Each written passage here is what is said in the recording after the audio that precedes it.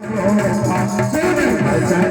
गाना रोदन गाना कोई बालक दुर्रूपा ये चरित गावे हर पद पावे तेरा परे भव तेरा परे भव पूपा तेरा परे भव पूपा। बोलिए कृष्ण कन्हैया लाल की जय। विप्तधेन सुर संकेत लीन मनोज अवतार निज इच्छा निर्मित मन माया गुण को पार। बोलो राजा रामचंद्र भगवान की। बोलिए शंकर भगवान की। एक बार जोर से बोलो। ऐसे ना जी और जोर से बोलना पड़ेगा। ठीक है। आज हमारे भगवान राम का जन्म हुआ है। बड़ा सुंदर मेरे प्रभु का उत्सव हुआ और भगवान का जन्म हुआ है तो हमारे एक भक्त ने भेंट करी है भागवत कथा में। सत्यनारायण स्वामी जी सनोप ज्वाला प्रसाद स्वामी। सत्यनारायण स्वामी जी इनकी तरफ से भगवान राम के चरणों में कन्हैया के चरणों में इनकी तरफ से 2100 रुपये भगवान के चरणों में भेंट करके जोरदार ताली बजाएं। भगवान इनकी सदैव झोली भर के रखे और इनके परिवार का हर प्रकार का दुख दूर करे।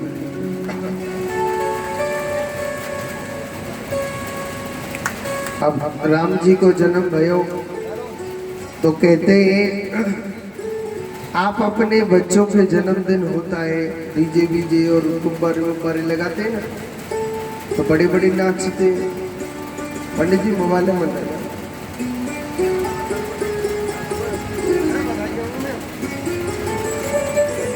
तो सुखदेव जी कहते हैं परीक्षित अब देखो आप अपने बच्चे के जन्मदिन में डीजे बीजे लगा के खूब नाचते कि नहीं नाचते? नाचते कि नहीं नाचते? सेठ जी आपसे पूछ रहा हूँ नाचते? डीजे घर को क्या करे 24 घंटे चलते रहे पैसा ले लेगा। तो कहते हैं हमारे राम जी का जन्म है तो भगवान के जन्म उत्सव में नाच लेना पाप थोड़ी लगेगा। और जहाँ पे नाच वो ना आवे वो धरो धरो मटक तो ताली बजाइयो। हाँ कहते हैं कि राम जी का जन्म है तो आप सभी को नृत्य करना है। दूसरी बात हमारे जब कान्हा का जन्म हुआ तो पतो कावटो पतो का नहीं माखन और मिश्री और राम जी के जन्म में कावटो जाटनी मैया लड्डू लडुआ। तो आज हमारे राम जी का जन्म है और नेका चश्मा वाली मैया नाच लीजो आप नहीं लगेगा। बोलिए राजा रामचंद्र भगवान की।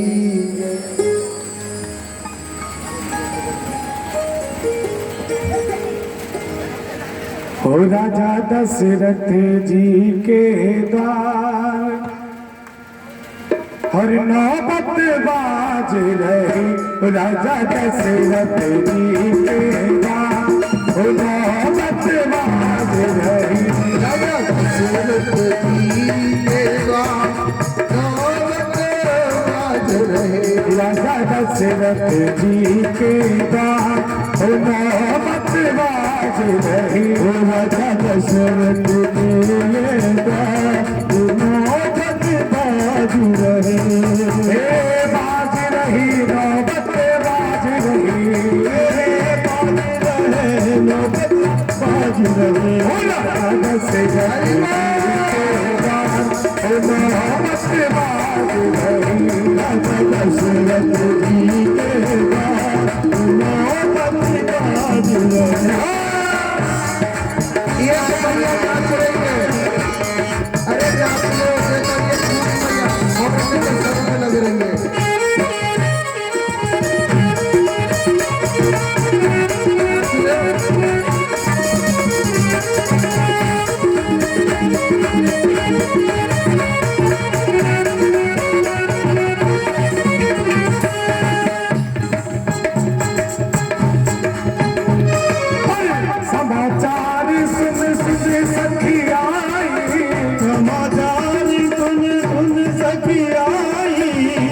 समाचार सुन सुन सखी आई, समाचार सुन सुन सखी आई, सहज किए सिंगार ओ मोहब्बत बाज रही, सहज किए सिंगार बाज रही।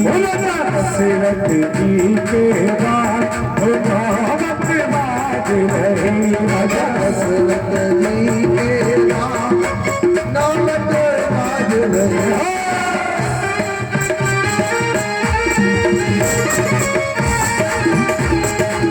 हरे हरे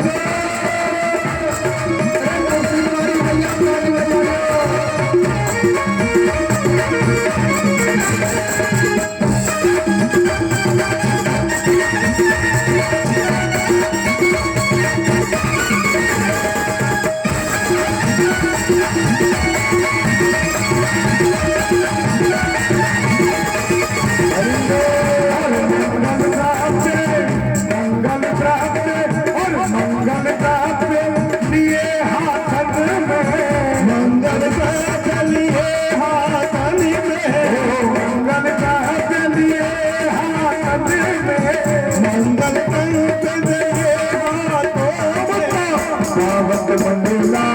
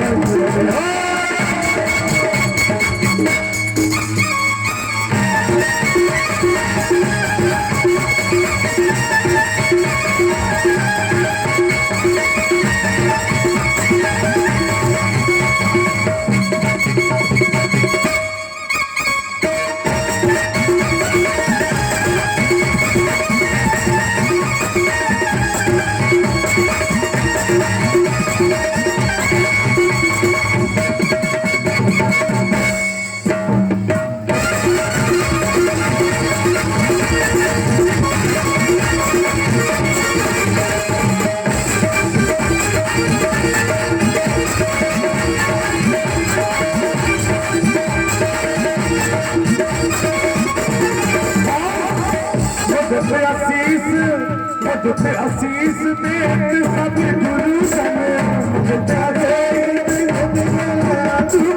हर मुक्त आशीष आशीर्वाद देत सब गुरु जन आशीर्वाद दे सब गुरु जन जीव जीवो शरणाल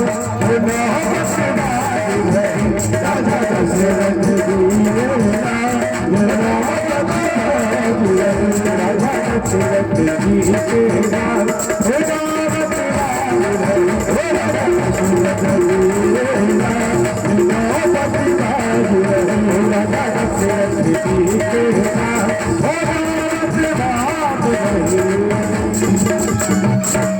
बोलिए राजा रामचंद्र भगवान की जय हो। और इन्हें तो शर्म लग रही है। स्वर्ग में तो काहुए जानो ही ना है, सब है नहीं रहनो है हरदास कॉलोनी में। जोड़ते बोलो राधे राधे। राधे राधे। कुर्सिन वाले जोड़ते बोलो राधे राधे। तो आज भगवान राम के द्वार पर बड़ी सुंदर राजा दशरथ के द्वार पर बधाई गब रही है, बड़ा आनंद बरस रहा है, क्योंकि यह भगवान का अवतार हुआ है। चारों भैयाओं का नामकरण संस्कार हो रहा है।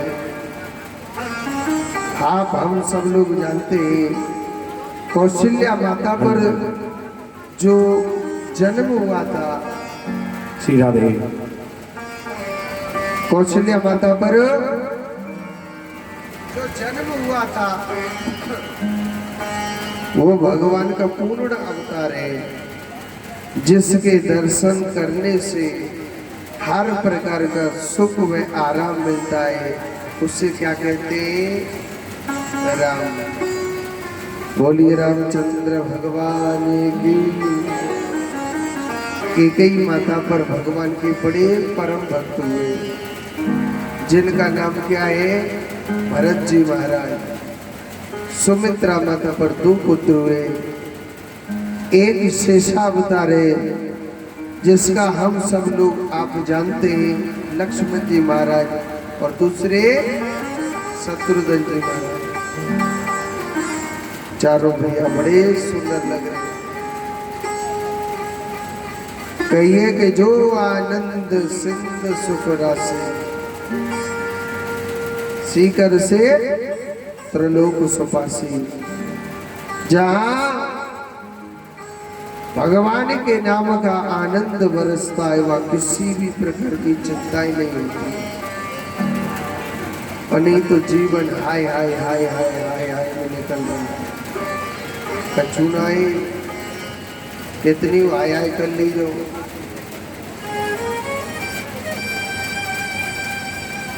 आज देखो सुखदेव जी कहते हैं, परीक्षित, भगवान की बड़ी दिव्य अलौकिक लीला, भगवान की बड़ी दिव्य अलौकिक लीला मेरे इधर भगवान जब राम थोड़े से बड़े हो गए तो एक दिन विश्वामित्र जी राजा दशरथ के द्वार पर आए और कहने लगे कि हे राजन, स्वभाव मारीच, ताड़का, ऐसे ऐसे राक्षस मेरे यज्ञ को नहीं चलने देते। आप अपने पुत्र राम को आप मेरे लिए दे दो।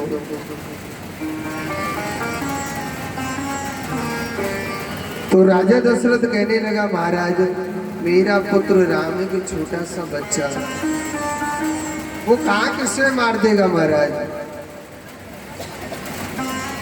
मगर संतों को तो मालूम था ना कि राम छोटा सा बच्चा है कि साक्षात नारायण है। उसने कहा, ऐसा मत बोलो, मैं आपसे राम और लक्ष्मण को लेने के लिए आया हूँ। अगर नहीं दिया तो आप जानते हो मेरा नाम क्या है? विश्वामित्र। कौन हूं मैं? विश्वामित्र। मेरी दृष्टि एक बार राजा हरिश्चंद्र पर पड़ गई, जो कालू भंगी के यहाँ पर नौकरी करनी पड़ गई थी। रोहतास को जो सर्प बन के डसा था वो मैंने ही डसा था। तो मैं हाथ जोड़ के कह रहा हूँ, भगवान राम लक्ष्मण को आप मेरे लिए दे दो। तो भगवान राम और लक्ष्मण को लेकर के विश्वामित्र जी आते हैं। भगवान राम ने सबसे पहले ताड़का का उद्धार किया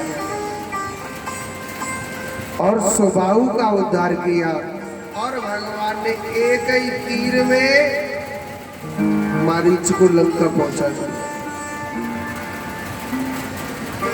विश्वामित्र जी के यहाँ पर भगवान कुछ ज्ञान प्राप्त करते हैं, अनन्य विद्याएं प्राप्त करी भगवान ने। बाद में राजा जनक का संदेश आया कि जो भगवान शंकर के दिव्य धनुष को तोड़ देगा वही सीता का पति बन जाएगा। अब संतों को, ऋषि मुनियों को तो मालूम था कि लक्ष्मी का पति सिर्फ नारायण ही बन सकता, अन्यथा कोई नहीं बन सकता है।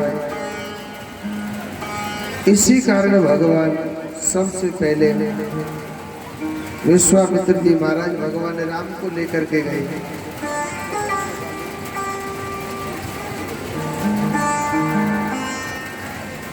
तो लेकर के गए, रास्ते में क्या होता है, भगवान ने अहिल्या को उतारा। अहिल्या को उतारते हुए सीधे राजा जनक के द्वार पर पहुंच गए। जनकपुरी के नर नारी भगवान राम के सुंदर रूप को देख करके मोहित हो गए। मन में सोचने लगे भैया, मन में सोचने लगे भैया सुंदर बहुत देखे,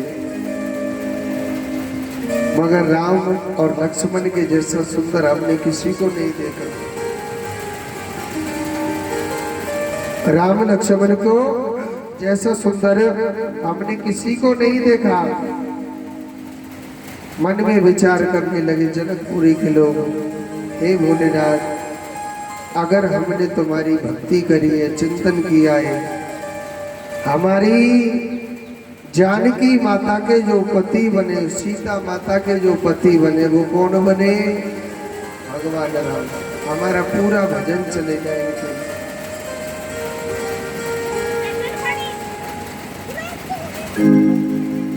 इधर सुनो, भगवान राम जब पुष्प वाटिका में फूल तोड़ने के लिए गए, जानकी माता ने भगवान राम को देख लिया। भगवान का सौंदर्य रूप था। मन में विचार करने लगे कि हे भगवान, हे भोले बाबा, मैंने अगर तुम्हारी भक्ति करी है, ये सामने वाले जो राम खड़े हैं यही मेरे पति बन गए। बड़े भाव से प्रार्थना कर रहे हैं, बड़े भाव से प्रार्थना कर रही है। अब क्या होता है, जब कोई प्रार्थना करे तो भगवान किसी की दिल की बात नहीं समझता, जरूर समझता। भगवान मन ही मन मुस्कुराए और भगवान ने कह दिया तथास्तु, आप चिंता न करें, हम ही आपके पति बनेंगे। नैनों से नैना मिल गई थी। अगर अब वहां पर तो शर्त थी ना कि जो भगवान शंकर के दिव्य धनुष को तोड़ेगा वही सीता का पति बनेगा। उस धनुष को तोड़ने के लिए देश विदेशों से, हर जगह जगह से बड़े बड़े राजा महाराजा पधारे। और सुनो, उस धनुष को तोड़ने की तो बहुत बड़ी बात है। वो धनुष किसी पर उठ ही नहीं रहा था। और जब हमारे राम जी को नंबर आयो ना, सब लोग भजन करने लगे, हे कन्हैया, हे बालाजी महाराज, हे भोलेनाथ, ये धनुष को राम ही तोड़े, अन्यथा कोई नहीं तोड़े। अब इतनी जोर से प्रार्थना कर रहे तो भगवान जरूर सुनेंगे।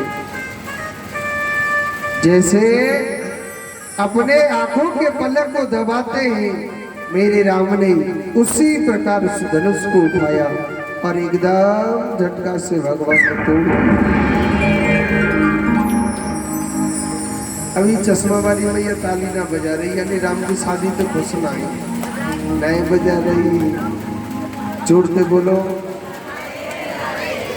बोलिए राजा रामचंद्र भगवान की।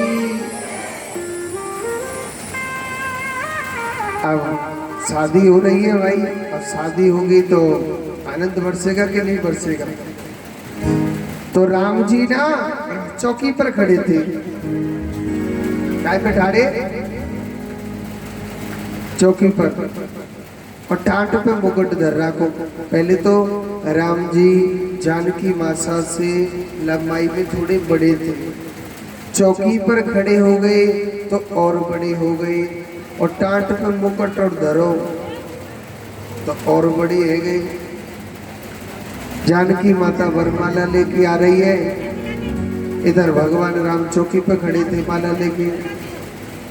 जानकी माता कहने लगी, प्रभु आप थोड़े से झुक जाओ, मैं आपके न गले में वरमाला पहना दूंगी। आप थोड़े से झुक जाओ, मैं आपको वरमाला पहना दूंगी। हे रघुवीर आप थोड़े से झुक जाओ ना। और झुक जइयो तनिक रघुवीर, हो लली मेरी छाती से झुक जइयो तनिक रघुवीर, लली मेरी छाती से झुक जइयो तनिक रघुवीर, लली मेरी छोटी से झुक जइयो तनिक रघुवीर, लली मेरी छाती से झुक जइयो तनिक रघुवीर, लली मेरी छोटी से। तुम ऊंचे कर पहुंचत नाही, पहुंचत नाही, तुम ऊंचे कर पहुंचत नाही, तुम ऊंचे कर पहुंचत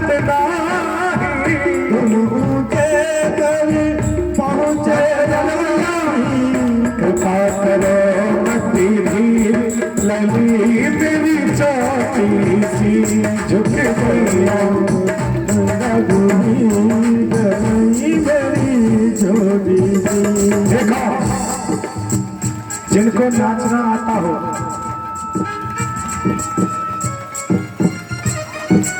जिनको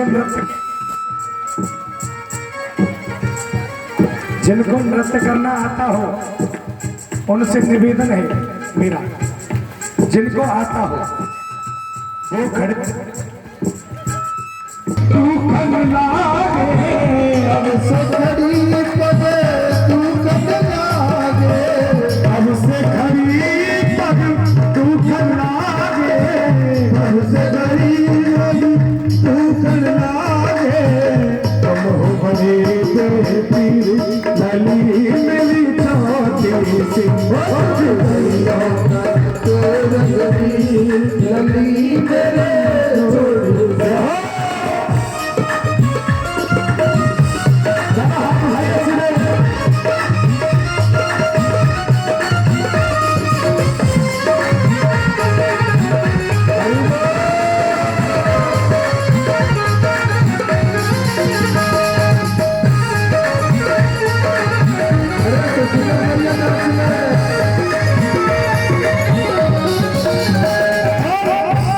रघुवंशी। अब राम जी कहने लगे हम ना झुकेंगे, बिल्कुल हम नहीं झुकेंगे क्योंकि हम रघुवंश के। हाँ जी पहली पता हम रघुवंशी अपनी अदा के, हम रघुवंशी अपनी अदा के, हम रघुवंशी अपनी अदा के, हम रघुवंशी अपनी अदा के। यहाँ सदियत की भीड़ लली में जाते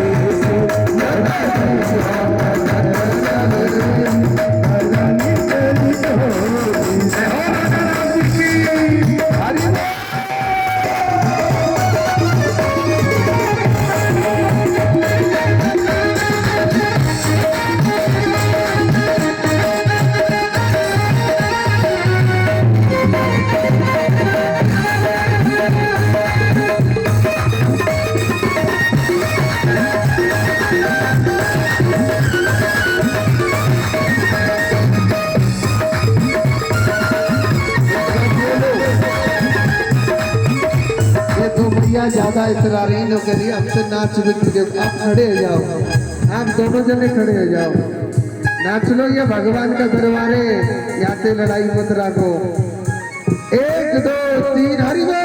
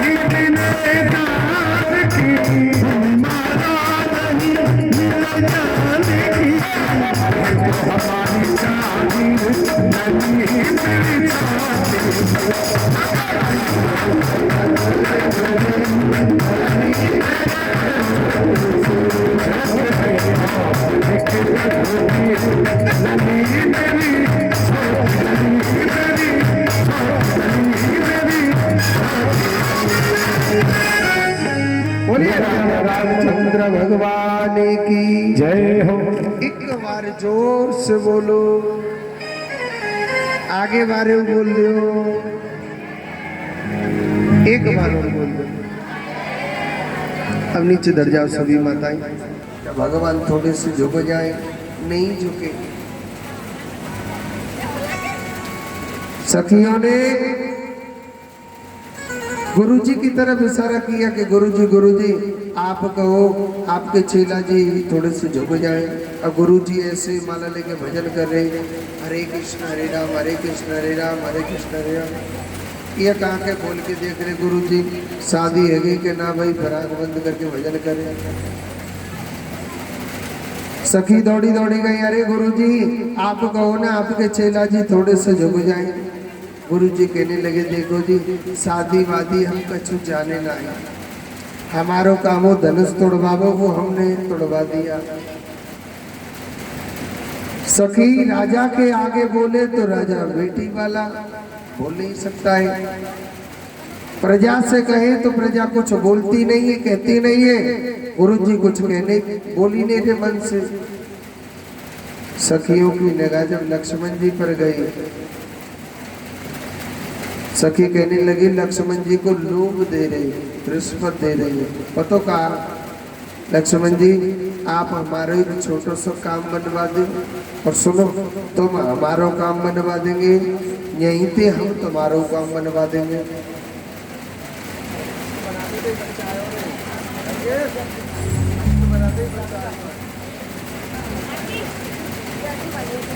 जोड़ तो बोलो राधे राधे।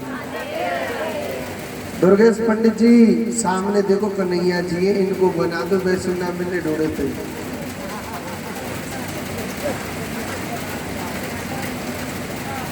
तो आज देखो जानकी माता सखियों ने लोभ दिया, क्या आप हमारा काम बनवा दो, हम आपको काम बनवा देंगे। लक्ष्मण जी सोचने लगे हमारा काम बनेगो झंडा बनेगो, जिस दृश्य के लिए नर नारी व्याकुल हो रहे उस दृश्य को पार कराना चाहिए ना। लक्ष्मण जी छोटे और बड़े भाई के आगे बोल नहीं सकते।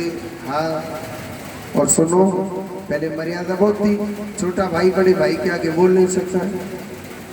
आजकल तो सामने सामने लड़ रहे हैं, और ज्यादा छोटा नहीं है लक्ष्मण जी, मिनट 2 मिनट का फर्क है। हाँ जी, छोटा तो छोटा और बड़ा तो बड़ा। राम जी ने के सामने लक्ष्मण जी बोल नहीं सकते। अब सुनो थोड़ी देर बाद क्या होता है, एक आइडिया आया लक्ष्मण जी के दिमाग में, और दौड़े दौड़े गए राम जी के चरणों में गिर गए। राम जी सोचने लगे लाला भाभी के मलुक चेहरा देख के कछु ज्यादा खुश है वो देखे। राम जी ने दूर से आशीर्वाद दे दियो, खुश रहे आनंद में रहे। लक्ष्मण जी को पड़े पड़े 1 मिनट हो गई, 2 मिनट हो गई। राम जी सोचने लगे मेरे भैया को कछु है तो ना गयो। नीचे को झुक करके पूछा भैया क्या हुआ, तो तुरंत भाभी ने जयमाला पहना दी। और इतने में जानकी रे, इतने में जानकी रे बरमाला डाल दी। जय राजा राम आपकी जय, जय हो जानकी, जय राजा राम की, राजा राम की। इतने में जानकी रे, इतने में जानकी रे बरमाला डाल दी। जय राजा राम आपकी जय, जय हो जानकी, जय राजा राम की, जय राजा राम आपकी जय, जय हो जानकी, जय राजा राम आपकी जय, जय हो जानकी। जानकी माता ने वरमाला पहनाई, इधर भगवान ने पहनाई। बोलिए जुगल जोड़ी सरकार की जय हो। एक बार जोर से बोलो। वहीं से चारों भैयाओं की शादी हुई, बड़ा आनंद बरस रहा है कौशल्या की नगरी में। ऐसा सुंदर विवाह हुआ था भगवान का। एक बात बोलो, पूछो कि नहीं पूछो, एक बात बताओ, सबसे ज्यादा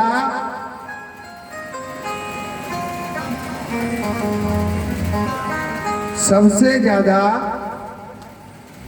पूरी अयोध्या की नगरी में भगवान राम को कौन प्रेम करता था, आप बताओ।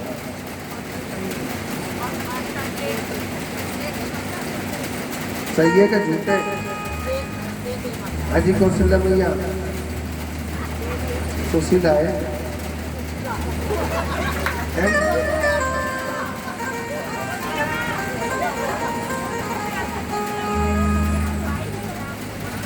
सबसे ज्यादा कैकेयी मैया भगवान राम को प्रेम करते थे।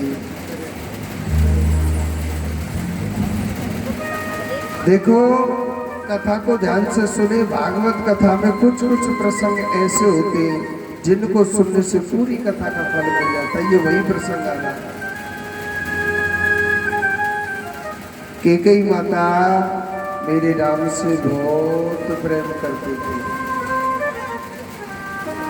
एक मिनट भी मेरे राम के बगैर नहीं रहती थी। कैकेयी माता का बेटा नहीं है राम, कौशल्या का बेटा। ऐसी बात नहीं कैकेयी माता में बेटा नहीं है, बहुत बड़ा भगवान का भक्त था, मगर अपने बेटे भरत से प्रेम नहीं करते थे। किससे प्रेम करती? राम से। भगवान राम कभी अपने नानके नहीं गए थे,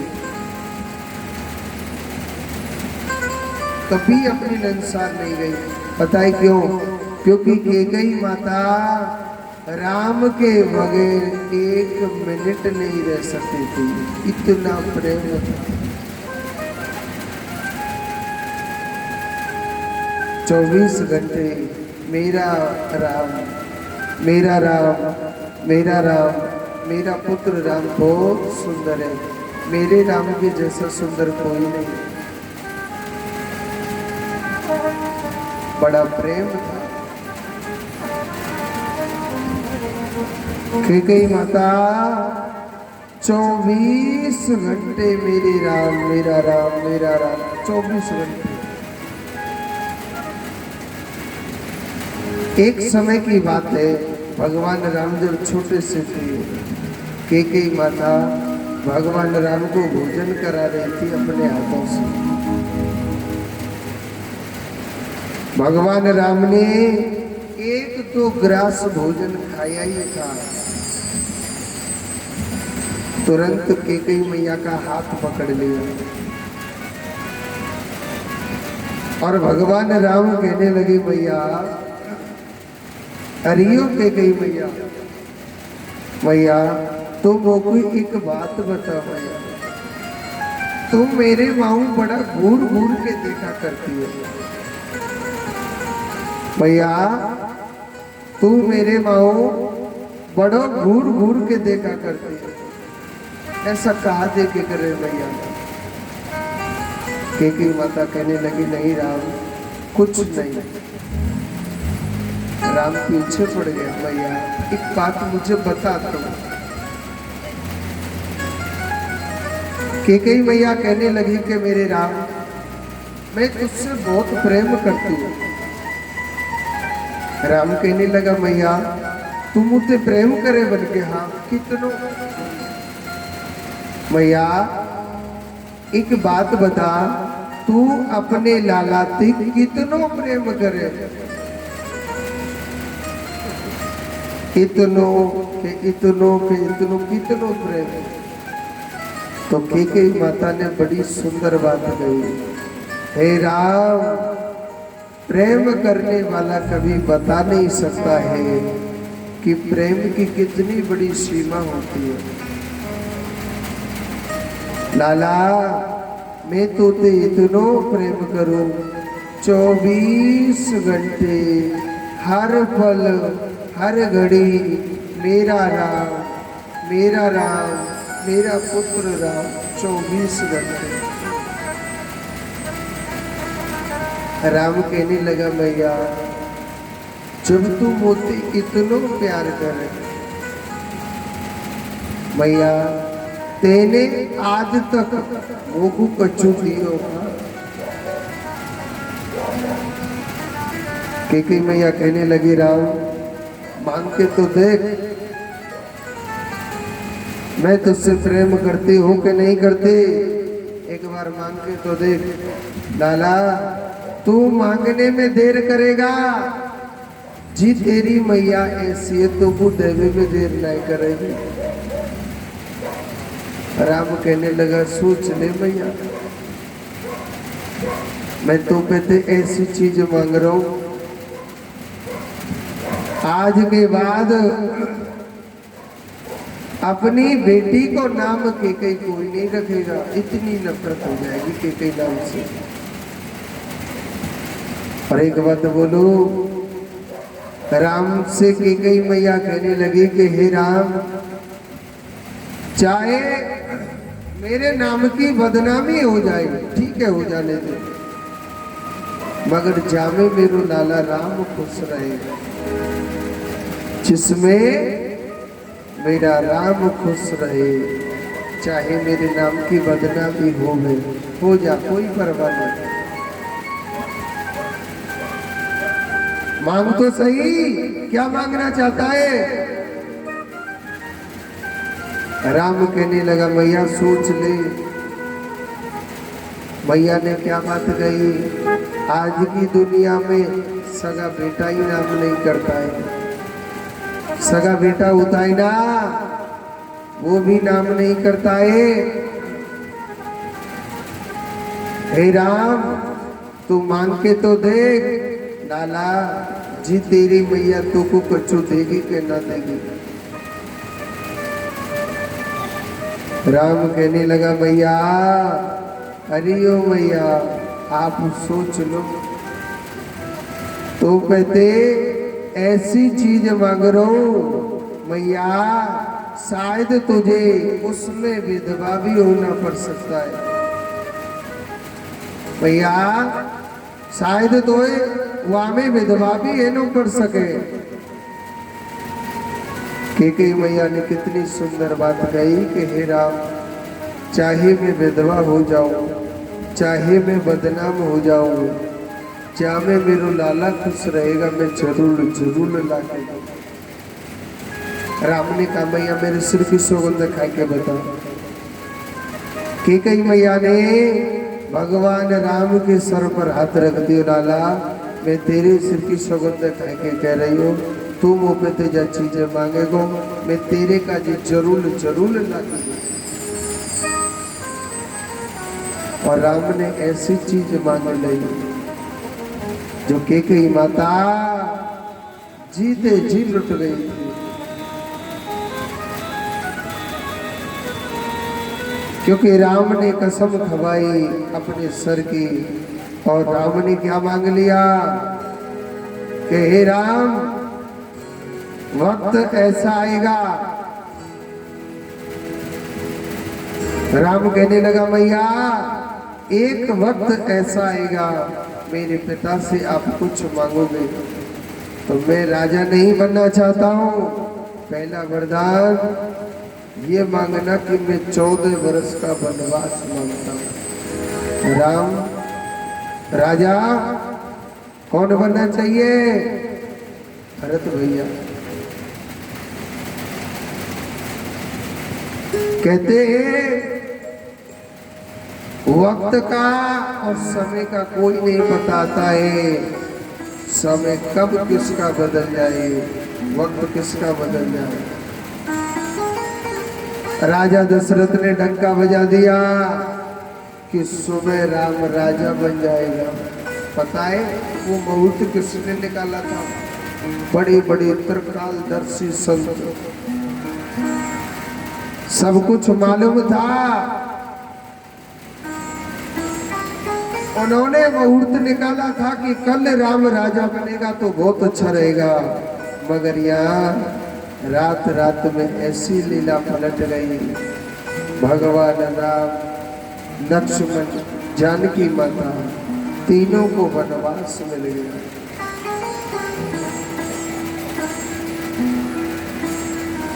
जो भगवान थे, हम लोग छोटे से दुख में रोने लग जाते।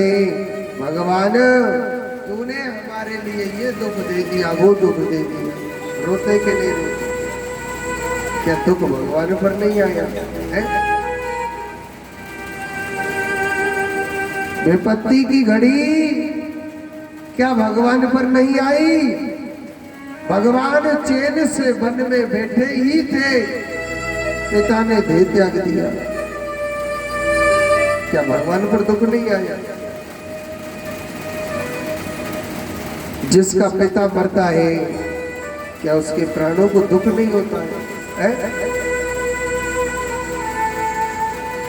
इधर भगवान फिर भी चैन से पंचवटी में बैठे थे, यहाँ पर भगवान पे कष्ट आते गए थे। क्या सुपर्णखा कामातुर होकर के आई, भगवान ने उसका संहार किया था, उसका नाक कान काट दिया भगवान ने। फिर यही सुपर्णखा खर और दूषण को लेकर के आई, भगवान ने इन दोनों का उद्धार किया था मेरे प्रभु। बाद में सुपर्णखा रावण के पास गई कि भैया, 2 वनवासियों ने मेरे नाक कान काट दिए और खर और दूषण इन दोनों भाइयों को मार दिया। यहाँ तुलसी बाबा ने लिखा हुआ है कि खर दूषण वो सम बलवंता और मार सके ना बिन भगवंता। बगैर भगवान के कोई मार ही नहीं सकता। जब खरदूषण मार दिए तो रावण समझ गया मेरा भी उद्धार करने वाला आ गया। रावण ने जानकी माता का हरण किया, हम सब लोग जानते आगे कथा। और भगवान राम ने हनुमान जी को अपना शिष्य बनाया, सुग्रीव को अपना मित्र बनाया। भगवान बाली का उद्धार करते हुए सीधे रावण की सेना पर लंका में चढ़ाई कर दी। और भगवान ने सभी पापियों का उद्धार करके भगवान राम सीधे अपने धाम को चले गए। बोलिए राजा रामचंद्र भगवान की। अब आप सोच रहे होंगे बड़ी जल्दी राम जी का जन्म हो गया और सीधा डायरेक्ट शादी है गई और सीता हरण और रावण मरण और जय राधे राधे। देखो, इसमें कोई संशय ना करे। भागवत कथा में राम कथा एक श्लोक में दी है, पर मैंने थोड़ी सी बढ़ा चढ़ा के बोल दी, संशय न करें। भागवत कथा में केवल कृष्ण कथा है। जोर से बोलो। अब क्या है, आगे की कथा सुनाने से पहले मैं आपको कल की कथा बता दूं। बता दो ना, बताओ। कल के दिन गिरिराज जी महाराज का पूजन है। कल क्या है? गिरिराज जी की पूजा। तो गिरिराज जी के लिए खाने के लिए क्या लेके आना है बताओ? क्या कल के दिन है अन्नकूट। काय कल अन्नकूट। कोई कचौड़ी ले आइयो बना के, कोई पकौड़ी ले आइयो, कोई देखो जैसे कि आपकी इच्छा है। मैं गिरिराज जी के लिए 11 प्रकार का भोजन लेके जाऊंगी, तो 11 प्रकार का कैसे बनेगा? गेहूं की रोटी ले आना एक बना के, एक बाजरे की रोटी, एक पापड़, रसगुल्ला, बर्फी और समोसा, कचौड़ी, जो भी आपकी श्रद्धा है। आपकी श्रद्धा के मैं 5 प्रकार का गिरिराज जी के लिए पकवान लेके जाऊंगी, तो 5 प्रकार का लेके आए। आपकी इच्छा है मैं गिरिराज जी के लिए 20 प्रकार की मिठाई लेके आऊँ, तो एक रसगुल्ला का पीस, एक बर्फी का पीस, एक गुलाब जामुन का पीस, और समझ जाओ गले पीस सही सब है। हाँ। और हमारे गिरिराज महाराज एक चीज से बहुत ज्यादा प्रसन्न होते हैं। पता कहते कड़ी और बाजरे थी। हाँ, गिरिराज जी महाराज कड़ी बाजरे से बहुत ज्यादा प्रसन्न होते हैं। कल गिरिराज जी महाराज का पूजन है। और सुनो, गिरिराज जी महाराज कलियुग के प्रत्यक्ष देवता है। हाँ जी, कहते हैं कि कलियुग में गिरिराज महाराज की अगर कोई परिक्रमा लगा देता है सच्चे मन से, तो गिरिराज महाराज उसकी मन की मनोकामनाओं को पूरी कर देते हैं। और एक छोटी सी बात बताऊं, किसी के घर में बरकत नहीं होती है, या बहुत से 1 नंबर या 2 नंबर से रह जाते हैं, सरकारी नौकरी के लिए रह जाते हैं, या किसी का कारोबार नहीं चल पाता है, 8 बाधा लग जाती है, बंधन लग जाता है। जो कल के दिन एक 108 रुपए से जो परिक्रमा लगाता है, तो गिरिराज जी महाराज उसके बंधन को खोल देते हैं, उसकी 8 जो लग जाती है उसको खोल देते हैं। मगर ये परिक्रमा कल शाम के समय लगानी है, और परसों सुबह 10 बजे से पहले पहले लगा दे। अगर परसों 10 बजे के बाद लगाओगे तो आपकी परिक्रमा नहीं मान्य होगी। और जिन्होंने गिरिराज जी की परिक्रमा नहीं लगाई, जो कल के दिन 108 परिक्रमा लगा देगा शाम के समय, तो गिरिराज जी महाराज उसकी हर मन की मनोकामनाओं को पूरी कर देते हैं। जोड़ते बोलो,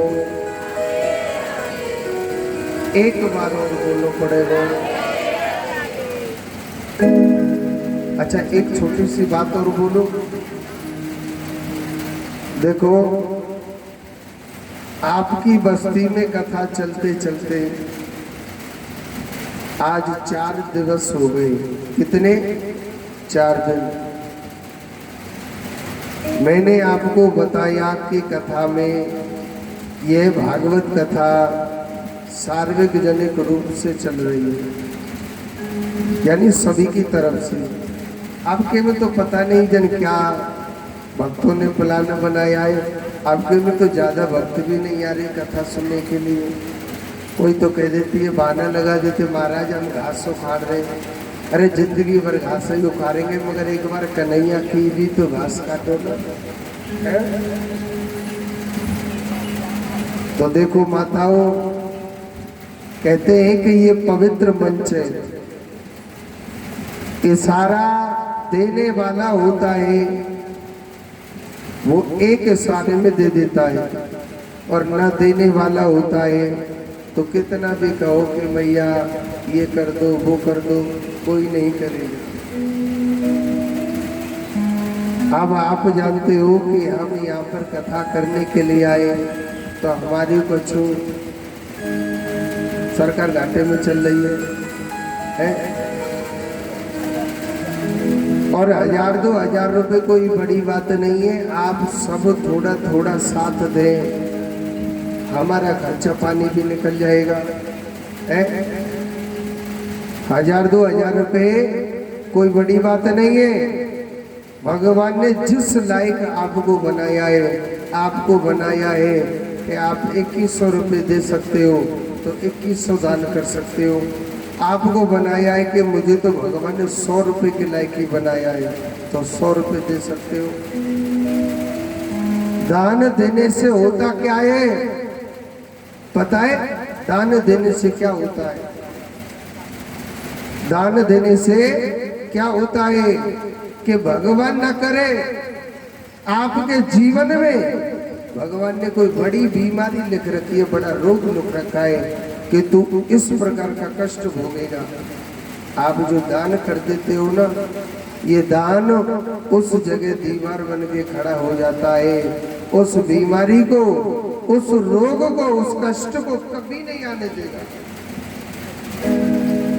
आप मत करो दान।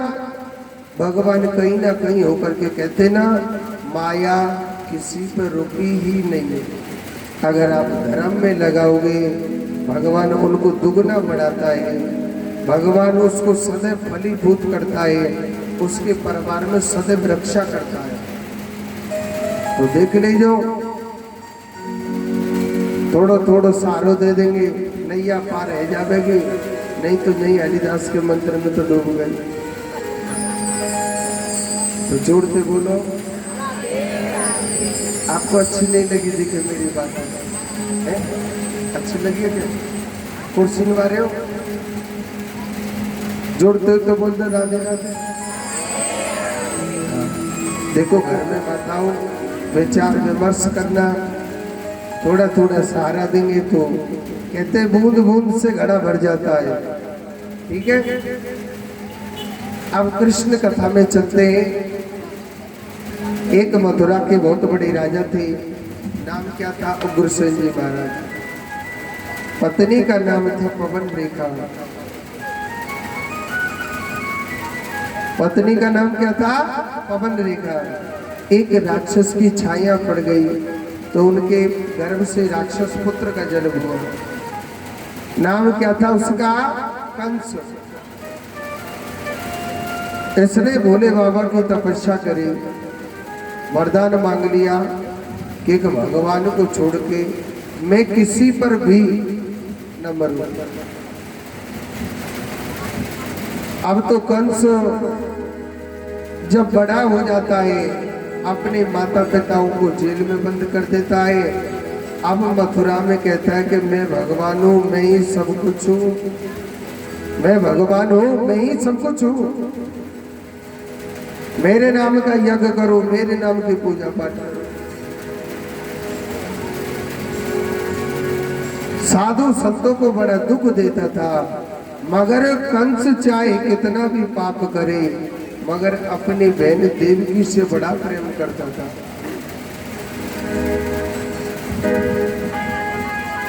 अपनी बहन देवकी से बड़ा प्रेम करता था। अपनी बहन देवकी से जब बड़ा प्रेम करता था, अपनी बहन की सगाई वसुदेव जी महाराज के साथ में कर दी।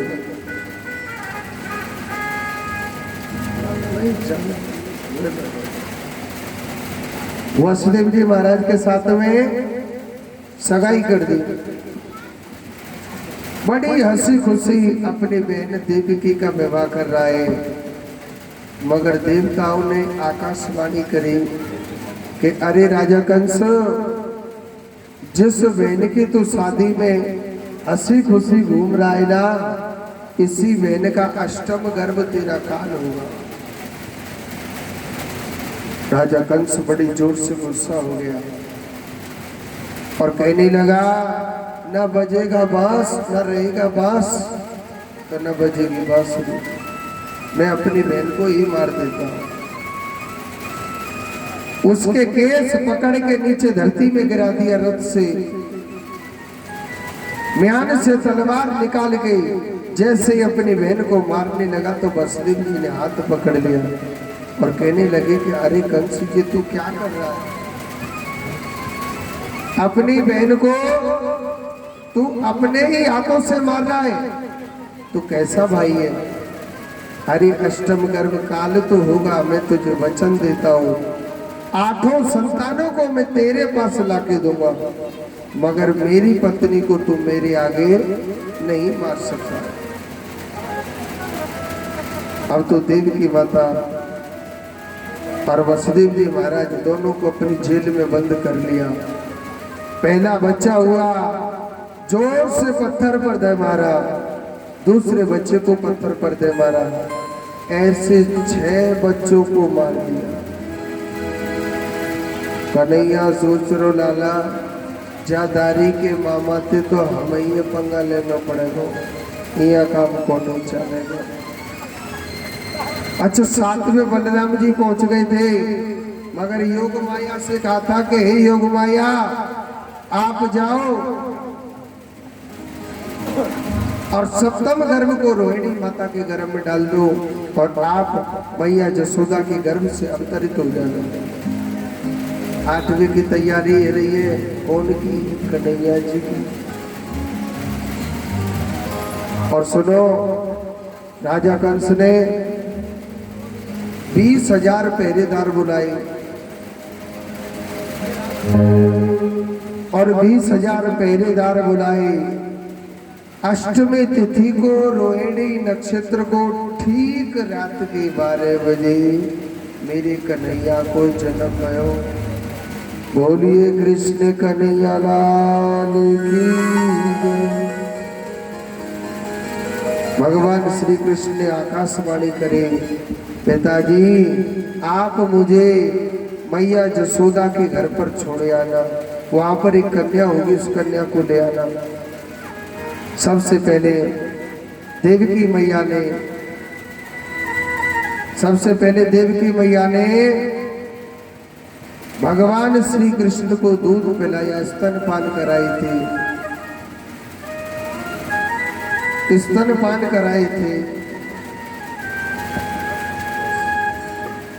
सबसे पहले स्तनपान कराई।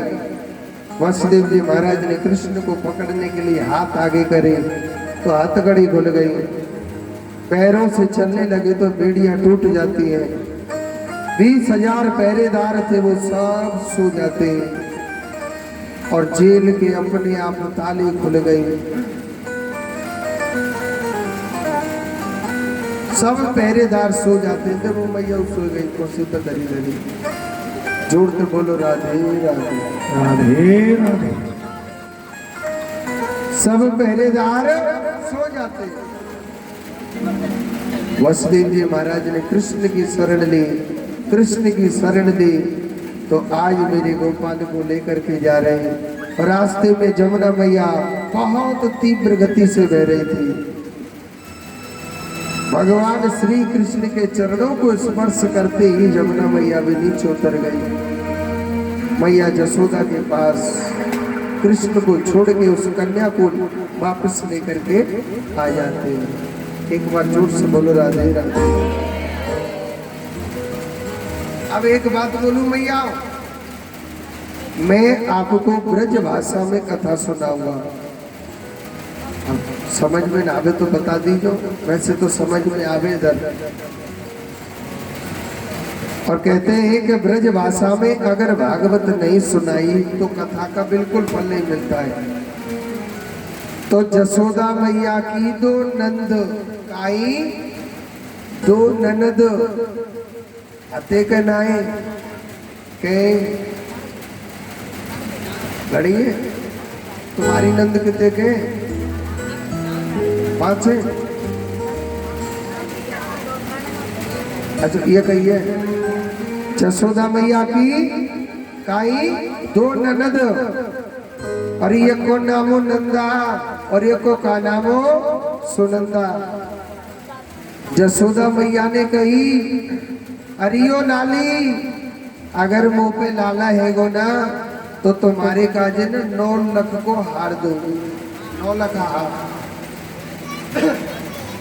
और सुनो, नंदा या लोभ के मारे भाभी के घर पे 1 महीना पहले से आई गई। 1 महीना पहले